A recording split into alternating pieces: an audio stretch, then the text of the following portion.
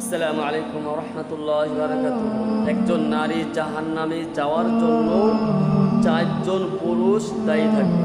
প্রথম তার বাপ।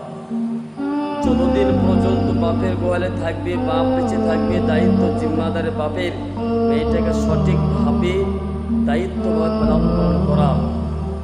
দ্বিতীয় নম্বর হচ্ছে তার ভাই। সেই মেয়েটা খারাপ চরিত্রবান হওয়া, বেপরদা হওয়া, বেনামাজি হওয়া, বেদিন হওয়া, তার ভাই দায়ী। তৃতীয় নম্বর হচ্ছে তার স্বামী। স্বামীর ঘরে যে মেয়েটা পর্দা করবে না, বেপর্দা চলবে, বেনামাজি থাকবে, বদ্দিনে থাকবে, তাই তার স্বামী। চতুর্থ নম্বর হচ্ছে তার সন্তান। তো এই চারজন পুরুষকে কাল কিয়ামতের মাঠে পাকড়াও করা হবে। একটা মেয়ে জাহান্নামে যাবে, তার আগে চারজন পুরুষকে ধরা হবে যে তাদেরকে সঠিকভাবে দায়িত্ব